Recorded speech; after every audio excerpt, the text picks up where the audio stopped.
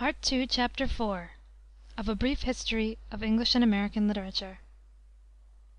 This recording is in the public domain. Recording by Kalynda. A Brief History of English and American Literature by Henry A. Beers. Part II, Chapter 4 The Concord Writers, 1837 to 1861.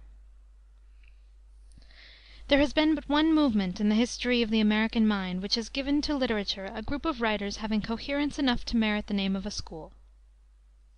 This was the great humanitarian movement, or series of movements, in New England, which, beginning in the Unitarianism of Channing, ran through its later phase in Transcendentalism, and spent its last strength in the anti-slavery agitation and the enthusiasms of the Civil War. The second stage of this intellectual and social revolt was Transcendentalism, of which Emerson wrote in 1842, "The history of genius and of religion in these times will be the history of this tendency." It culminated about 1840 41 in the establishment of the Dial and the Brook Farm Community, although Emerson had given the signal a few years before in his little volume entitled Nature, 1836, his Phi Beta Kappa address at Harvard on the American Scholar, 1837, and his address in 1838 before the Divinity School at Cambridge. Ralph Waldo Emerson (1803 1882) was the prophet of the sect, and Concord was its Mecca. But the influence of the new ideas was not confined to the little group of professed Transcendentalists. It extended to all the young writers within reach, who struck their roots deeper into the soil that it had loosened and freshened. We owe to it in great measure not merely Emerson, Alcott, Margaret, Fuller, and Thoreau, but Hawthorne, Lowell, Whittier, and Holmes. In its strictest sense, Transcendentalism was a restatement of the idealistic philosophy and an application of its beliefs to religion, nature, and life. But in a looser sense, and as including the more outward manifestations which drew popular attention most strongly, it was the name given to that spirit of dissent and protest, of universal inquiry and experiment, which marked the third and fourth decades of this century in America, and especially in New England. The movement was contemporary with political revolutions in Europe, and with the preaching of many novel gospels in religion, in sociology, in science, education, medicine, hygiene. New sects were formed, like the Swedenborgians, Universalists, Spiritualists, Millerites, Second Adventists, Shakers, Mormons, and Come-outers, some of whom believed in trances, miracles, and direct revelations from the divine Spirit, others in the quick coming of Christ, as deduced from the opening of the seals and the number of the beast in the Apocalypse, and still others in the reorganization of society and of the family on a different basis. New systems of education were tried, suggested by the writings of the Swiss reformer, Pestalozzi, and others. The pseudo-sciences of mesmerism and of phrenology, as taught by Gall and Spurzheim, had numerous followers. In medicine, homeopathy, hydropathy, and what Dr. Holmes calls kindred delusions, made many disciples. Numbers of persons, influenced by the doctrines of Graham and other vegetarians, abjured the use of animal food, as injurious not only to health but to a finer spirituality. Not a few refused to vote or pay taxes. The writings of Fourier and Saint-Simon were translated, and societies were established where cooperation and a community of goods should take the place of selfish competition. About the year 1840 there were some 30 of these phalansteries in America, many of which had their organs in the shape of weekly or monthly journals, which advocated the principle of association. The best known of these was probably the Harbinger, the mouthpiece of the famous Brook Farm Community, which was founded at West Roxbury, Massachusetts, in 1841, and lasted until 1847. The head man of Brook Farm was George Ripley, a Unitarian clergyman, who had resigned his pulpit in Boston to go into the movement, and who after its failure became and remained for many years literary editor of the New York Tribune. Among his associates were Charles A. Dana, now the editor of the Sun, Margaret Fuller, Nathaniel Hawthorne, and others not unknown to fame. The Harbinger, which ran from 1845 to 1849, 2 years after the break-up of the community, had among its contributors many who were not Brook farmers, but who sympathized more or less with the experiment. Of the number were Horace Greeley, Dr. F. H. Hedge, who did so much to introduce American readers to German literature, J. S. Dwight, the musical critic, C. P. Cranch, the poet, and the younger men like G. W. Curtis and T. W. Higginson. A reader of to day, looking into an odd volume of the Harbinger, will find in it some stimulating writing, together with a great deal of unintelligible talk about harmonic unity, love germination, and other matters now fallen silent. The most important literary result of this experiment at plain living and high thinking, with its queer mixture of culture and agriculture, was Hawthorne's Blithedale romance, which has for its background an idealized picture of the community life, whose heroine, Zenobia, has touches of Margaret Fuller, and whose hero, with his hobby of prison reform, was a type of the one-ideaed philanthropists that abounded in such an environment.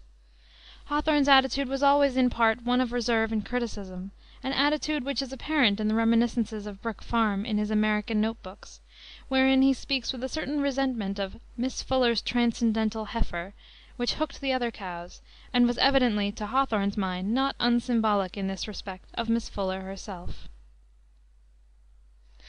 It was the day of seers and Orphic utterances. The air was full of the enthusiasm of humanity, and thick with philanthropic projects and plans for the regeneration of the universe. The figure of the wild-eyed, long-haired reformer, the man with a panacea, the crank of our later terminology, became a familiar one. He abounded at non-resistance conventions and meetings of universal peace societies and of women's rights associations. The movement had its grotesque aspects, which Lowell has described in his essay on Thoreau. Bran had its apostles, and the pre-sartorial simplicity of Adam its martyrs, tailored impromptu from the tar-pot. Not a few impecunious zealots abjured the use of money, unless earned by other people, professing to live on the internal revenues of the spirit. Communities were established where everything was to be common but common sense. This ferment has long since subsided, and much of what was then seething has gone off in vapor or other volatile products. But some very solid matters have also been precipitated, some crystals of poetry translucent, symmetrical, enduring. The immediate practical outcome was disappointing, and the external history of the agitation is a record of failed experiments, spurious sciences, utopian philosophies, and sects founded only to dwindle away or be reabsorbed into some form of orthodoxy. In the eyes of the conservative or the worldly minded, or of the plain people who could not understand the enigmatic utterances of the reformers, the dangerous or ludicrous sides of transcendentalism were naturally uppermost. Nevertheless, the movement was but a new avatar of the old Puritan spirit, its moral earnestness, its spirituality, its tenderness for the individual conscience. Puritanism, too, in its day, had run into grotesque extremes. Emerson bore about the same relation to the absurder outcroppings of transcendentalism that Milton bore to the new lights, ranters, Fifth Monarchy men, etc., of his time. There is in him that mingling of idealism with an abiding sanity, and even a Yankee shrewdness, which characterized the race. The practical, inventive, calculating, money-getting side of the Yankee has been made sufficiently obvious, but the deep heart of New England is full of dreams, mysticism, romance. And in the day of sacrifice, when heroes piled the pyre, the dismal Massachusetts ice burned more than others' fire. The one element which the odd and eccentric developments of this movement shared in common with the real philosophy of transcendentalism was the rejection of authority and the appeal to the private consciousness as the sole standard of truth and right. This principle certainly lay in the ethical systems of Kant and Fichte, the great transcendentalists of Germany. It had been strongly asserted by Channing. Nay, it was the starting point of Puritanism itself, which had drawn away from the ceremonial religion of the English Church, and by its congregational system had made each church society independent in doctrine and worship. And although Puritan orthodoxy in New England had grown rigid and dogmatic, it had never used the weapons of obscurantism. By encouraging education to the utmost, it had shown its willingness to submit its beliefs to the fullest discussion, and had put into the hands of dissent the means with which to attack them. In its theological aspect, transcendentalism was a departure from conservative Unitarianism, as that had been from Calvinism. From Edwards to Channing, from Channing to Emerson and Theodore Parker, there was a natural and logical unfolding. Not logical in the sense that Channing adopted Edwards' premises and pushed them out to their conclusions, or that Parker accepted all of Channing's premises, but in the sense that the rigid pushing out of Edwards's premises into their conclusions by himself and his followers had brought about a moral reductio ad absurdum, and a state of opinion against which Channing rebelled, and that Channing, as it seemed to Parker, stopped short in the carrying out of his own principles. Thus the Channing Unitarians, while denying that Christ was God, had held that he was of divine nature, was the Son of God, and had existed before he came into the world. While rejecting the doctrine of the vicarious sacrifice, they maintained that Christ was a mediator and intercessor, and that his supernatural nature was testified by miracles. For Parker and Emerson it was easy to take the step to the assertion that Christ was a good and great man, divine only in the sense that God possessed him more fully than any other man known in history, that it was his preaching and example that brought salvation to men, and not any special mediation or intercession, and that his own words and acts, and not miracles, are the only and the sufficient witness to his mission. In the view of the Transcendentalists, Christ was as human as Buddha, Socrates, or Confucius, and the Bible was but one among the ethnical scriptures, or sacred writings of the people, passages from which were published in the transcendental organ, the Dial. As against these new views, Channing Unitarianism occupied already a conservative position. The Unitarians as a body had never been very numerous outside of eastern Massachusetts. They had a few churches in New York and in the largest cities and towns elsewhere, but the sect as such was a local one. Orthodoxy made a sturdy fight against the heresy under leaders like Leonard Woods and Moses Stuart of Andover and Lyman Beecher of Connecticut. In the neighboring state of Connecticut, for example, there was until lately, for a period of several years, no distinctly Unitarian congregation worshiping in a church edifice of its own. On the other hand, the Unitarians claimed with justice that their opinions had to a great extent modified the theology of the orthodox churches. The writings of Horace Bushnell, of Hartford, one of the most eminent Congregational divines, approach Unitarianism in their interpretation of the doctrine of the atonement, and the progressive orthodoxy of Andover is certainly not the Calvinism of Thomas Hooker or of Jonathan Edwards. But it seemed to the Transcendentalists that conservative Unitarianism was too negative and cultured, and Margaret Fuller complained of the coldness of the Boston pulpits. While contrariwise the central thought of Transcendentalism, that the soul has an immediate connection with God, was pronounced by Dr. Channing a crude speculation. This was the thought of Emerson's address in 1838 before the Cambridge Divinity School, and it was at once made the object of attack by conservative Unitarians like Henry Ware and Andrews Norton. The latter, in an address before the same audience, on the latest form of infidelity, said: "Nothing is left that can be called Christianity, of its miraculous character be denied. There can be no intuition, no direct perception of the truth of Christianity." And in a pamphlet supporting the same side of the question, he added: "It is not an intelligible error, but a mere absurdity, to maintain that we are conscious or have an intuitive knowledge of the being of God, of our own immortality, or of any other fact of religion." Ripley and Parker replied in Emerson's defense, but Emerson himself would never be drawn into controversy. He said that he could not argue.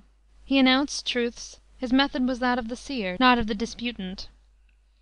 In 1832, Emerson, who was a Unitarian clergyman, and descended from 8 generations of clergymen, had resigned the pastorate of the Second Church of Boston because he could not conscientiously administer the sacrament of the communion, which he regarded as a mere act of commemoration, in the sense in which it was understood by his parishioners. Thenceforth, though he sometimes occupied Unitarian pulpits, and was, indeed, all his life a kind of lay preacher, he never assumed the pastorate of a church. The representative of Transcendentalism in the pulpit was Theodore Parker, an eloquent preacher, an eager debater, and a prolific writer on many subjects, whose collected works fill 14 volumes.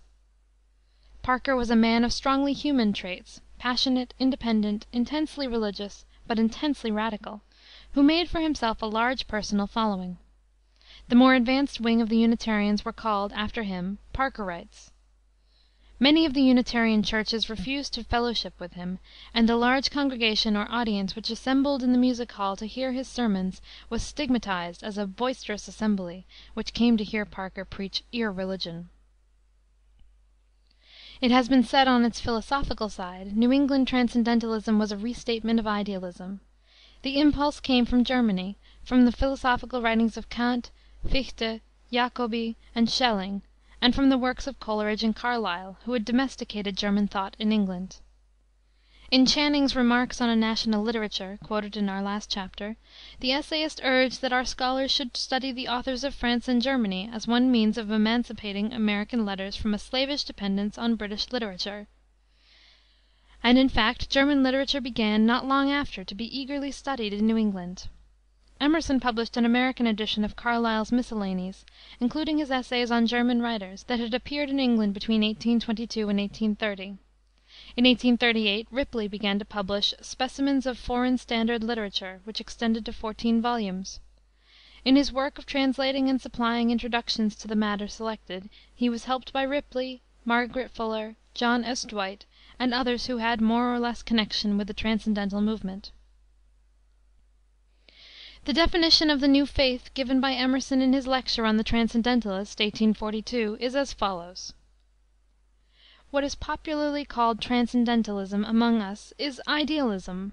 The idealism of the present day acquired the name of Transcendental from the use of that term by Immanuel Kant, who replied to the skeptical philosophy of Locke, which insisted that there was nothing in the intellect which was not previously in the experience of the senses, by showing that there was a very important class of ideas, or imperative forms, which did not come by experience, but through which experience was acquired; that these were intuitions of the mind itself, and he denominated them transcendental forms."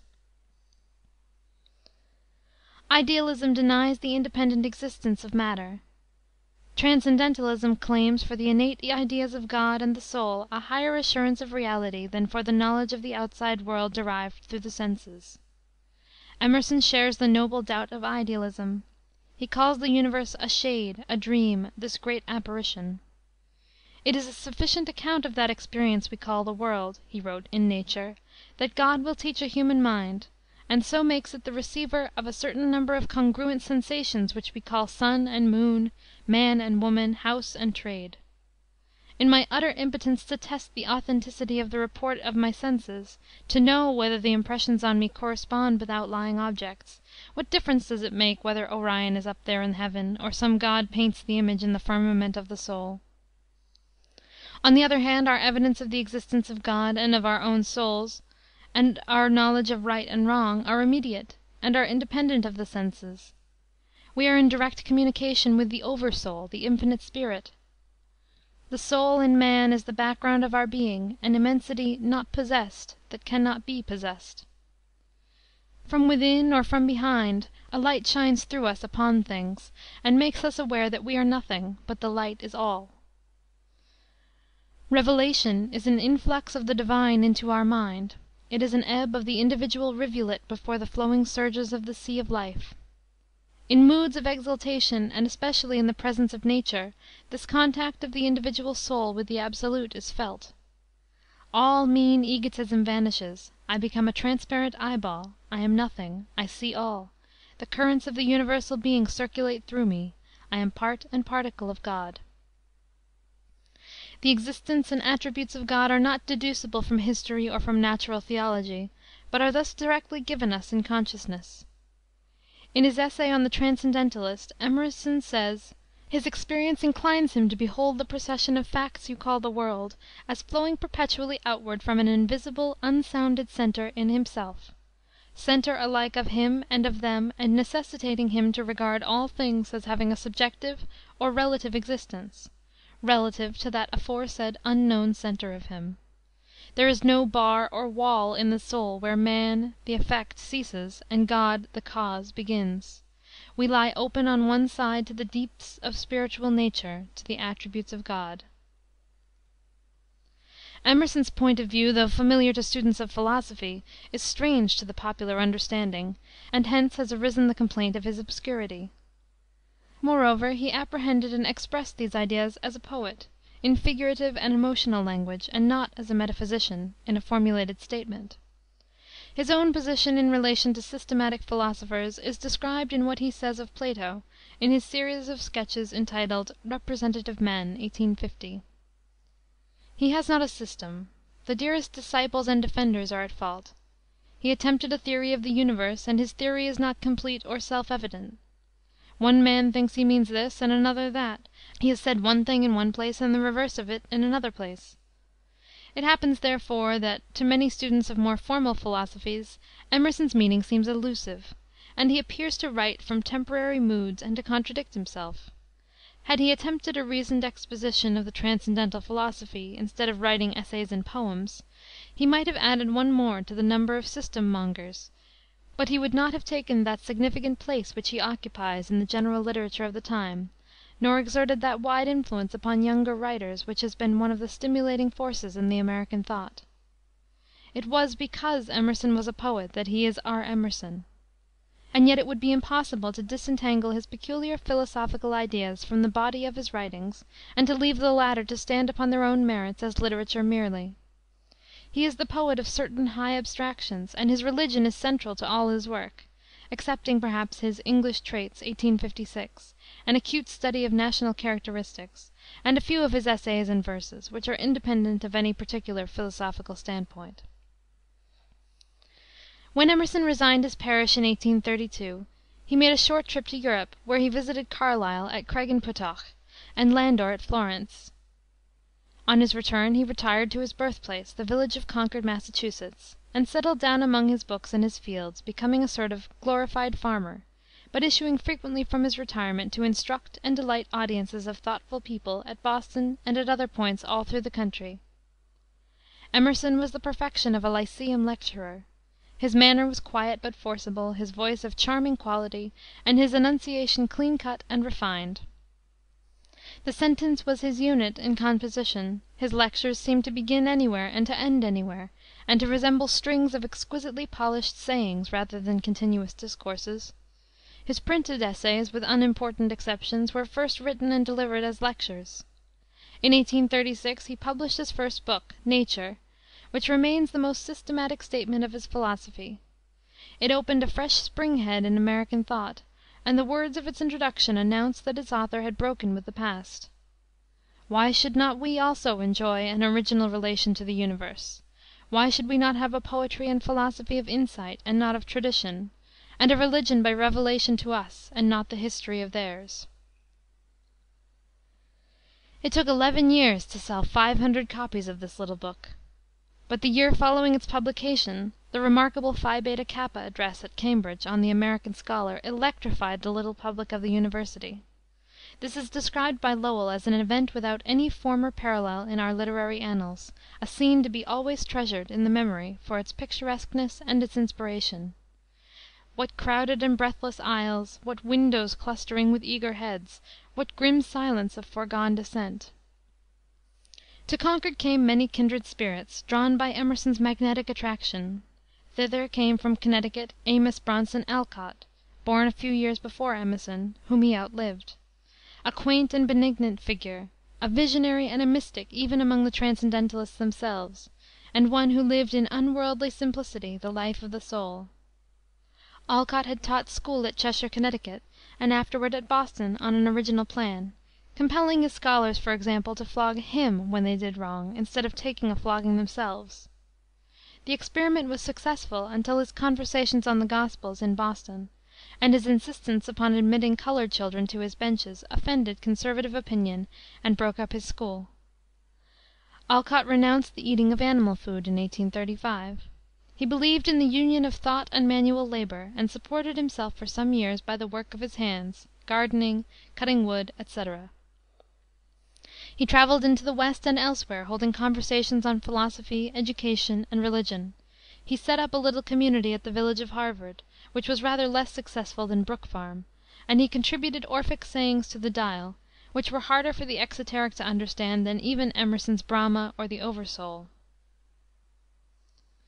Thither came also Sarah Margaret Fuller, the most intellectual woman of her time in America, an eager student of Greek and German literature, and an ardent seeker after the true, the good, and the beautiful. She threw herself into many causes, temperance, anti-slavery, and the higher education of women. Her brilliant conversation classes in Boston attracted many minds of her own sex. Subsequently, as literary editor of the New York Tribune, she furnished a wider public with reviews and book notices of great ability. She took part in the Brook Farm Experiment, and she edited the Dial for a time, contributing to it the papers afterward expanded into her most considerable book, Woman in the Nineteenth Century. In 1846 she went abroad, and at Rome took part in the revolutionary movement of Mazzini, having charge of one of the hospitals during the siege of the city by the French. In 1847 she married an impecunious Italian nobleman, the Marquis Ossoli. In 1850 the ship on which she was returning to America with her husband and child was wrecked on Fire Island beach, and all three were lost. Margaret Fuller's collected writings are somewhat disappointing, being mainly of temporary interest. She lives less through her books than through the memoirs of her friends, Emerson, James Freeman Clarke, T.W. Higginson, and others who knew her as a personal influence. Her strenuous and rather overbearing individuality made an impression not altogether agreeable on many of her contemporaries. Lowell introduced a caricature of her as Miranda into his Fable for Critics, and Hawthorne's caustic sketch of her, preserved in the biography written by his son, has given great offense to her admirers. Such a determination to eat this huge universe, was Carlyle's characteristic comment on her appetite for knowledge and aspirations after perfection. To Concord also came Nathaniel Hawthorne, who took up his residence there first at the Old Manse and afterward at the Wayside. Though naturally an idealist, he said that he came too late to Concord to fall decidedly under Emerson's influence. Of that he would have stood in little danger even if he had come earlier. He appreciated the deep and subtle quality of Emerson's imagination, but his own shy genius always jealously guarded its independence, and resented the too close approaches of an alien mind.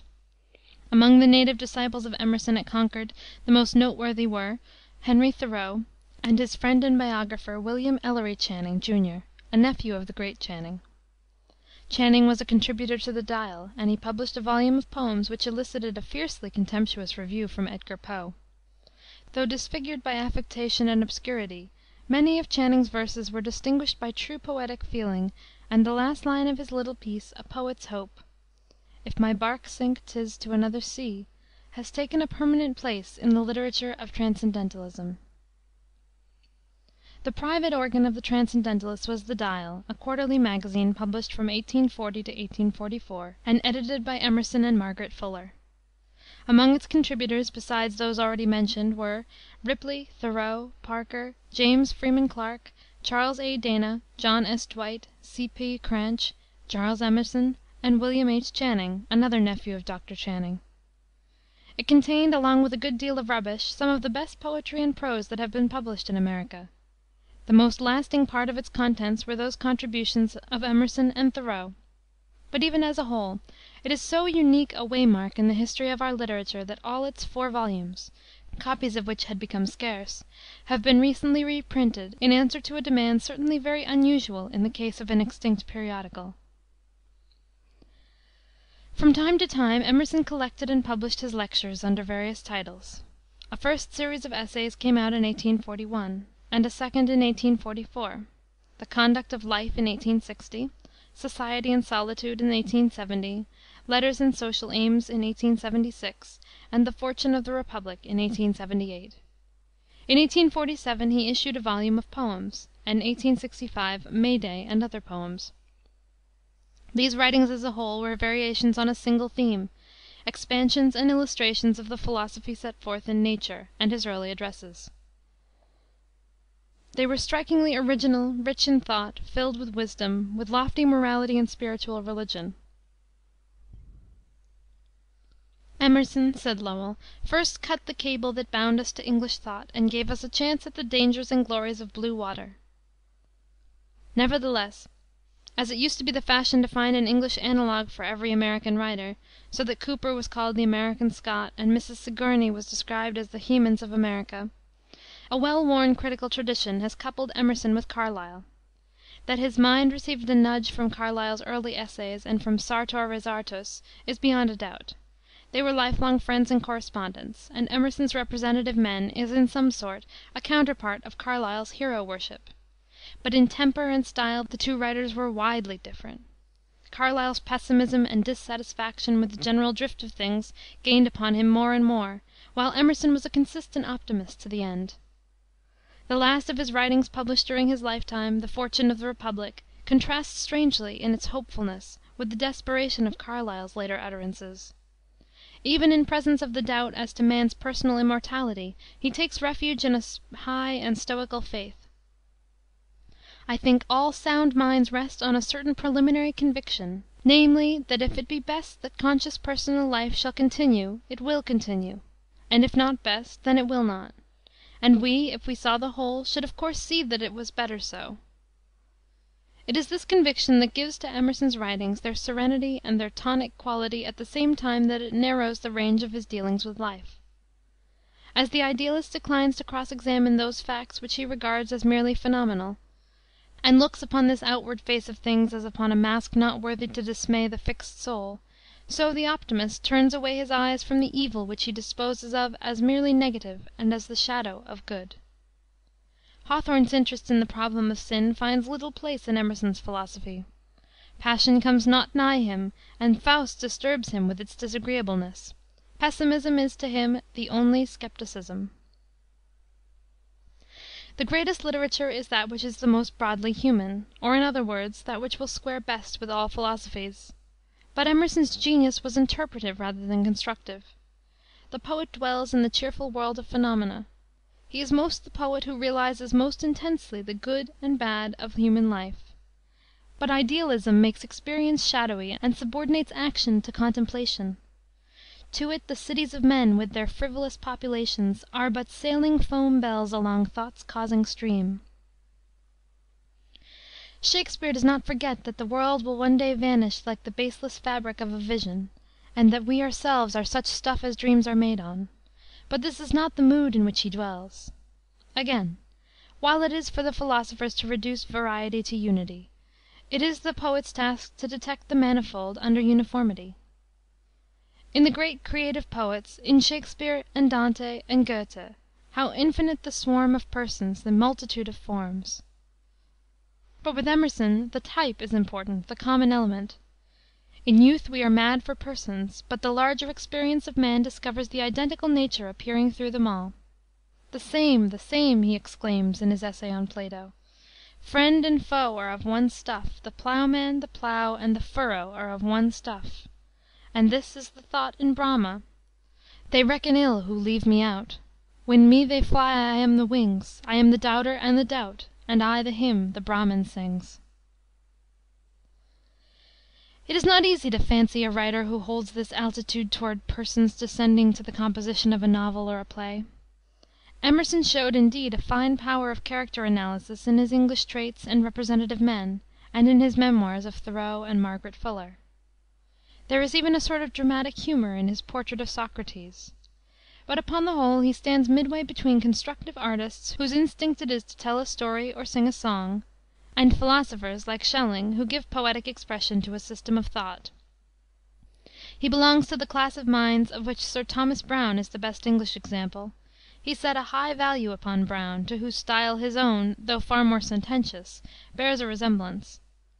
Browne's saying, for example, "All things are artificial, for nature is the art of God," sounds like Emerson, whose workmanship, for the rest, in his prose essays was exceedingly fine and close.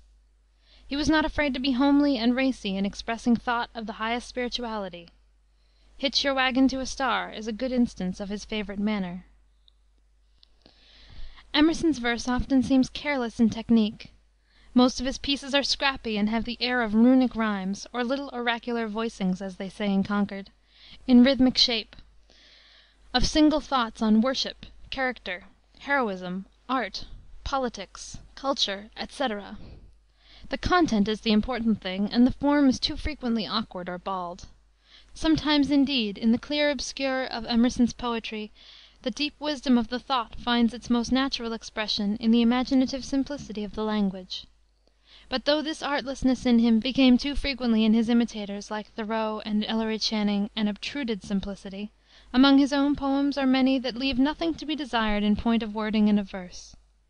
His hymn sung at the completion of the Concord monument, in 1836, is the perfect model of an occasional poem. Its lines were on every one's lips at the time of the Centennial celebrations in 1876, and the shot heard round the world has hardly echoed farther than the song which chronicled it. Equally current is the stanza from Voluntaries. So nigh is grandeur to our dust, so near is God to man, When duty whispers low, "Thou must," and the youth replies, "I can." So, too, the famous lines from the Problem: "The hand that rounded Peter's dome And groined the aisles of Christian Rome, Wrought in a sad sincerity." Himself from God he could not free, He builded better than he knew, The conscious stone to beauty grew. The most noteworthy of Emerson's pupils was Henry David Thoreau, the poet naturalist. After his graduation from Harvard College in 1837, Thoreau engaged in school teaching and in the manufacture of lead pencils, but soon gave up all regular business and devoted himself to walking, reading, and the study of nature. He was at one time private tutor in a family on Staten Island, and he supported himself for a season by doing odd jobs in land surveying for the farmers about Concord. In 1845 he built with his own hands a small cabin on the banks of Walden Pond, near Concord, and lived there in seclusion for 2 years. His expenses during these years were 9 cents a day, and he gave an account of his experiment in his most characteristic book, Walden, published in 1854. His Week on the Concord and Merrimack Rivers appeared in 1849. From time to time he went farther afield, and his journeys were reported in Cape Cod, the Maine woods, Excursions, and A Yankee in Canada, all of which, as well as a volume of letters and Early Spring in Massachusetts, have been given to the public since his death, which happened in 1862. No one has lived so close to nature and written of it so intimately as Thoreau. His life was a lesson in economy and a sermon on Emerson's text, "Lessen your denominator." He wished to reduce existence to its simplest terms, to live all alone, close to the bone, and where life is sweet, constantly eat. He had a passion for the wild, and seemed like an Anglo Saxon reversion to the type of the Red Indian. The most distinctive note in Thoreau is his inhumanity. He had a passion for the wild, and seems like an Anglo Saxon reversion to the type of the Red Indian. The most distinctive note in Thoreau is his inhumanity. Emerson spoke of him as a perfect piece of stoicism. "Man," said Thoreau, "is only the point on which I stand." He strove to realize the objective life of nature, nature in its aloofness from man, to identify himself with the moose and the mountain. He listened with his ear close to the ground, for the voice of the earth. "What are the trees saying?" he exclaimed. Following upon the trail of the lumberman, he asked the primeval wilderness for its secret, and saw beneath dim aisles, in odorous beds, the slight Linnea hang its twin-born heads. He tried to interpret the thought of Ktaadn, and to fathom the meaning of the billows on the back of Cape Cod, in their indifference to the shipwrecked bodies that they rolled ashore. "After sitting in my chamber many days, reading the poets, I have been out early on a foggy morning, and heard the cry of an owl in a neighboring wood, as from a nature behind the common, unexplored by science or by literature. None of the feathered race has yet to realize my youthful conceptions of the woodland depths. I had seen the red election birds brought from their recesses on my comrade's string, and fancied that their plumage would assume stranger and more dazzling colors, like the tints of the evening, in proportion as I advanced farther into the darkness and solitude of the forest. Still less have I seen such strong and wild tints on any poet's string." It was on the mystical side that Thoreau apprehended Transcendentalism. Mysticism has been defined as the soul's recognition of its identity with nature. This thought lies plainly in Schelling's philosophy, and he illustrated it by his famous figure of the magnet. Mind and nature are one; they are the positive and negative poles of the magnet. In man the absolute, that is, God, becomes conscious of himself, makes of himself as nature an object to himself as mind. The souls of men, said Schelling, are but the innumerable individual eyes with which our infinite world spirit beholds himself. This thought is also clearly present in Emerson's view of nature, and has caused him to be accused of pantheism. But if by pantheism is meant the doctrine that the underlying principle of the universe is matter or force, none of the Transcendentalists was a pantheist. In their view nature was divine; their poetry is always haunted by the sense of a spiritual reality which abides beyond the phenomena. Thus, in Emerson's Two Rivers, "Thy summer voice, Musketaquit, repeats the music of the rain, But sweeter rivers pulsing flit through thee as though through conquered plain. Thou in thy narrow banks art pent, the stream I love unbounded goes, Through flood and sea and firmament, through light, through life, it forward flows. I see the inundation sweet, I hear the spending of the stream, Through years, through men, through nature fleet, Through passion, thought, through power and dream. This mood occurs frequently in Thoreau. The hard world of matter becomes suddenly all fluent and spiritual, and he sees himself in it, sees God. This earth, he cries, which is spread out like a map around me, is but the lining of my inmost soul exposed. In me is the succor that I see. And of Walden Pond, I am its stony shore, and the breeze that passes o'er. Suddenly old Time winked at me. Oh, you know me, you rogue! And news had come that it was well. That ancient universe is in such capital health, I think, undoubtedly, it will never die. I see, smell, taste, hear, feel that everlasting something to which we are allied, at once our maker, our abode, our destiny, our very selves. It was something ulterior that Thoreau sought in nature. The other world, he wrote, is all my art. My pencils will draw no other, my jackknife will cut nothing else. Thoreau did not scorn, however, like Emerson, to examine too microscopically the universal tablet. He was a close observer and accurate reporter of the ways of birds and plants and the minuter aspects of life. He has had many followers who have produced much pleasant literature on outdoor life. But in none of them is there that unique combination of the poet, the naturalist, and the mystic which gives his page its wild original flavor. He had the woodcraft of a hunter and the eye of a botanist, but his imagination did not stop short with the fact. The sound of a tree falling in the Maine woods was to him as though a door had shut somewhere in the damp and shaggy wilderness. He saw small things in cosmic relations. His trip down the tame Concord has for the reader the excitement of a voyage of exploration into far and unknown regions. The river just above Sherman's Bridge, in time of flood, when the wind blows freshly on a raw March day, heaving up the surface into dark and sober billows, was like Lake Huron, and you may run aground on Cranberry Isle and get as good a freezing there as anywhere on the northwest coast. He said that most of the phenomena described in Kane's voyage could be observed in Concord. The literature of Transcendentalism was like the light of the stars in a winter night, keen and cold and high. It had the pale cast of thought, and was almost too spiritual and remote to hit the sense of mortal sight. But it was at least indigenous. If not an American literature, not national and not inclusive of all sides of American life, it was, at all events, a genuine New England literature and true to the spirit of its section. The tough Puritan stock had at last put forth a blossom which compared with the warm, robust growths of English soil, even as the delicate wind flower of the northern spring compares with the cowslips and daisies of old England. In 1842 Nathaniel Hawthorne (1804 1864), the greatest American romancer, came to Concord. He had recently left Brook Farm, had just been married, and with his bride he settled down in the old manse for 3 paradisiacal years. A picture of this protracted honeymoon and this sequestered life, as tranquil as the slow stream on whose bank it was passed, is given in the introductory chapter to his Mosses from an Old Manse, 1846, and in the more personal and confidential records of his American Note Books, posthumously published. Hawthorne was 38 when he took his place among the Concord literati. His childhood and youth had been spent partly at his birthplace, the old and already somewhat decayed seaport town of Salem, and partly at his grandfather's farm on Sebago Lake, in Maine, then on the edge of the primitive forest.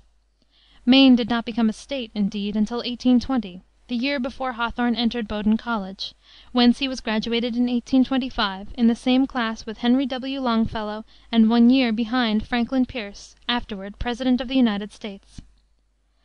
After leaving college, Hawthorne buried himself for years in the seclusion of his home at Salem. His mother, who was early widowed, had withdrawn entirely from the world. For months at a time Hawthorne kept to his room, seeing no other society than that of his mother and sisters, reading all sorts of books and writing wild tales, most of which he destroyed as soon as he had written them. At twilight he would emerge from the house for a solitary ramble through the streets of the town or along the seaside. Old Salem had much that was picturesque in its associations. It had been the scene of the witch trials in the 17th century, and it abounded in ancient mansions, the homes of retired whalers and Indian merchants. Hawthorne's father had been a ship captain, and many of his ancestors had followed the sea. One of his forefathers, moreover, had been a certain Judge Hawthorne, who in 1691 had sentenced several of the witches to death. The thought of this affected Hawthorne's imagination with a pleasing horror, and he utilized it afterward in his House of the Seven Gables. Many of the old Salem houses, too, had their family histories, with now and then the hint of some obscure crime or dark misfortune which haunted posterity with its curse till all the stock died out or fell into poverty and evil ways, as in the Pyncheon family of Hawthorne's romance. In the preface to the Marble Faun, Hawthorne wrote, "No author without a trial can conceive of the difficulty of writing a romance about a country where there is no shadow, no antiquity, no mystery, no picturesque and gloomy wrong, nor any thing but a commonplace prosperity in broad and simple daylight." And yet it may be doubted whether any environment could have been found more fitted to his peculiar genius than that of his native town, or any preparation better calculated to ripen the faculty that was in him than these long, lonely years of waiting and brooding thought. From time to time he contributed a story or a sketch to some periodical, such as S. G. Goodrich's annual, The Token, or the Knickerbocker Magazine. Some of these attracted the attention of the judicious, but they were anonymous and signed by various noms de plume, and their author was at this time, to use his own words, the obscurest man of letters in America. In 1828 he had issued anonymously and at his own expense a short romance entitled Fanshawe. It had little success, and copies of the first edition are now exceedingly rare. In 1837 he published a collection of his magazine pieces under the title Twice Told Tales. The book was generously praised in the North American Review by his former classmate, Longfellow, and Edgar Poe showed his keen critical perception by predicting that the writer would easily put himself at the head of imaginative literature in America if he would discard allegory, drop short stories, and compose a genuine romance. Poe compared Hawthorne's work with that of the German romancer Tieck, and it is interesting to find confirmation of this dictum in passages of the American Note Books, in which Hawthorne speaks of laboring over Tieck with a German dictionary.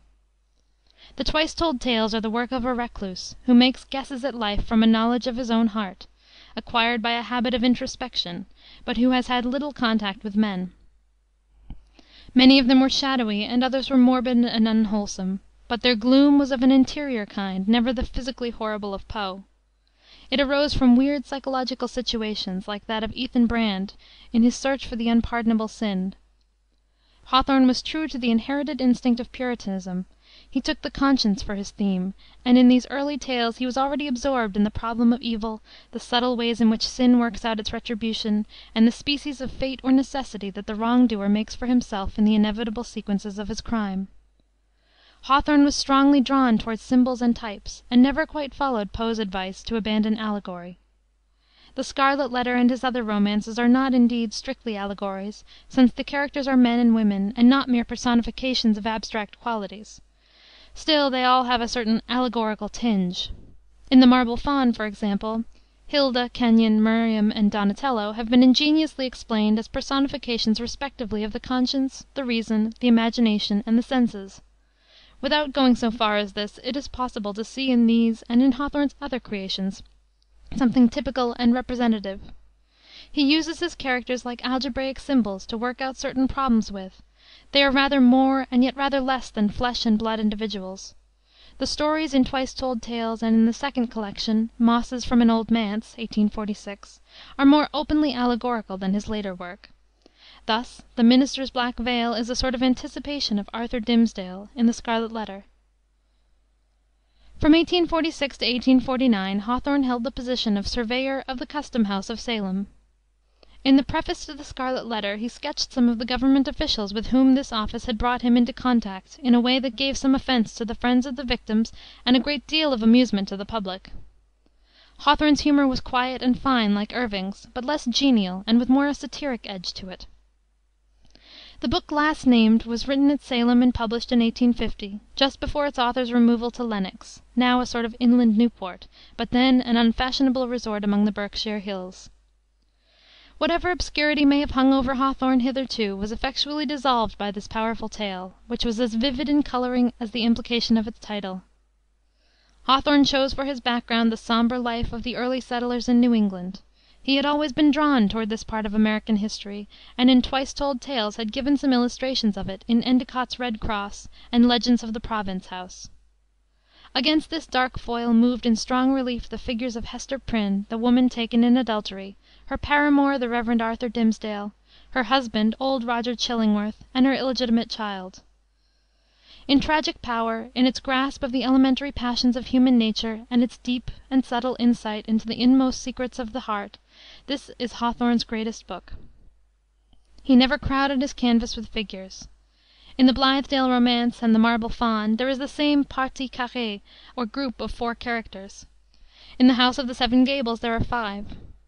The last mentioned of these, published in 1852, was of a more subdued intensity than the Scarlet Letter, but equally original, and upon the whole perhaps equally good. The Blithedale romance, published in the same year, though not strikingly inferior to the others, adhered more to conventional patterns in its plot and in the sensational nature of its ending.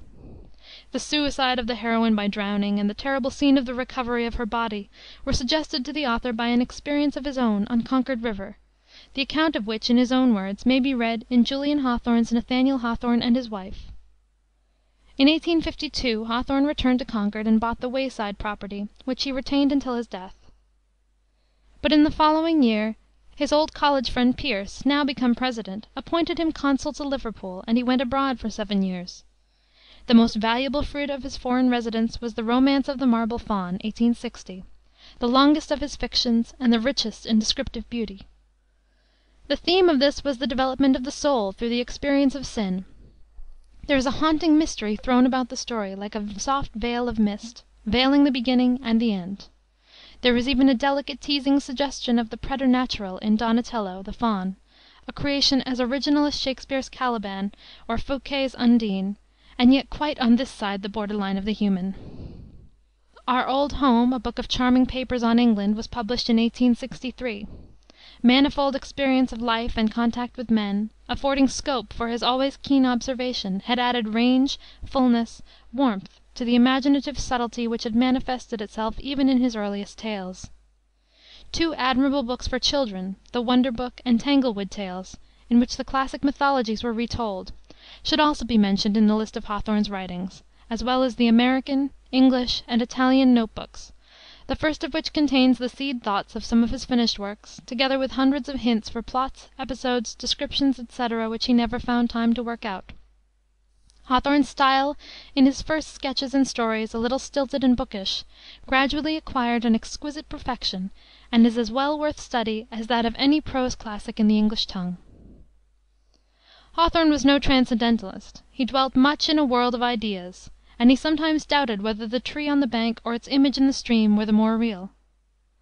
But this had little in common with the philosophical idealism of his neighbors.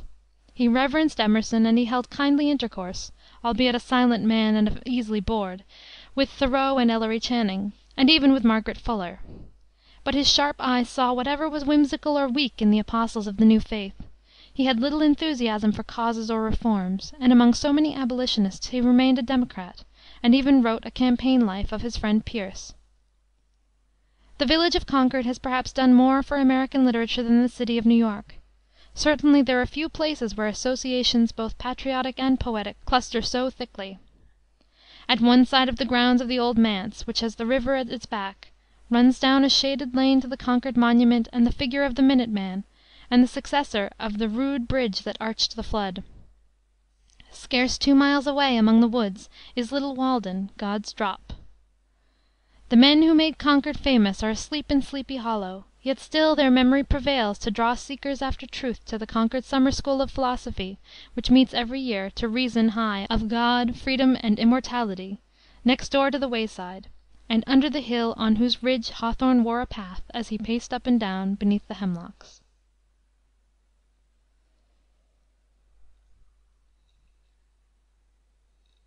End of Part 2, Chapter 4. Recording by Kalynda in Lüneburg, Germany, on March 12, 2009.